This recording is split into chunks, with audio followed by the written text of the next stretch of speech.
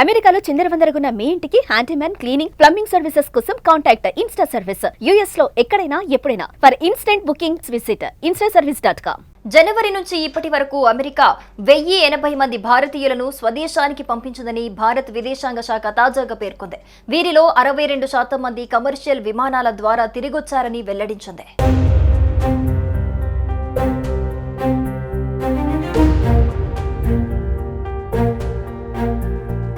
అక్రమ వలసల అంశం పరిష్కారానికి భారత్ అమెరికాతో కలిసి పనిచేస్తోందని విదేశాంగ శాఖ ప్రతినిధి రణ్ధీర్ జైస్వాల్ పేర్కొన్నారు.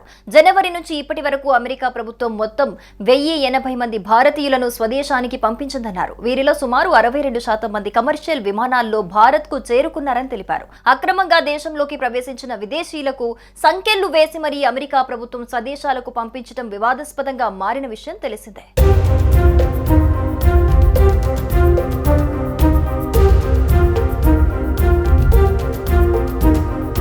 ఇక హార్వర్డ్ యూనివర్సిటీ ట్రంప్ ప్రభుత్వం మధ్య వివాదం గురించి కూడా విదేశాంగ శాఖ ప్రతినిధి స్పందించారు. స్టూడెంట్ వీసాలు, ఎక్స్చేంజ్ విజిటర్ వీసాలపై అమెరికా జారీ చేసిన మార్గదర్శకాలు తమ దృష్టికి వచ్చాయన్నారు.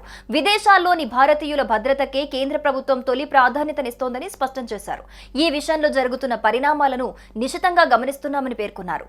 వీసాల జారీ అనేది ఆయా దేశాల సార్వభౌమ అధికారమని ఆయన వెల్లడించారు. అయితే భారతీయ విద్యార్థుల దరఖాస్తులను మెరిట్ గా పరిగణలోకి తీసుకుని సకాలంలో కోర్సుల్లో చేరేలా చర్యలు తీసుకుంటోందని తాము ఆశిస్తున్నట్టు తెలిపారు.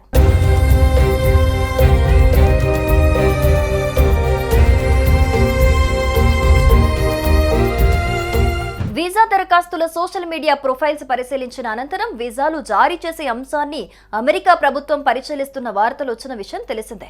ఈ నేపథ్యంలోనే వీసా ఇంటర్వ్యూలను తాత్కాలికంగా నిలిపివేయాలంటూ అమెరికా విదేశాంగ శాఖ మంత్రి మార్కో రూబియో ప్రపంచవ్యాప్తంగా ఉన్న అమెరికా ఎంబసీలను ఆదేశించారు. దీంతో అమెరికా యూనివర్సిటీల్లో విదేశీ విద్యార్థుల అడ్మిషన్లు కష్టతరంగా మారాయి. తదుపరి ఉత్తర్వులు వెలువడే వరకు ఎటువంటి వీసా ఇంటర్వ్యూలు ఉండవని మంత్రి రూబియో పేర్కొన్నారు. ఇక ఇదిలా ఉంటే ట్రంప్ ప్రభుత్వ ప్రయత్నాలకు కోర్టుల్లో చుక్కెదురవుతోంది.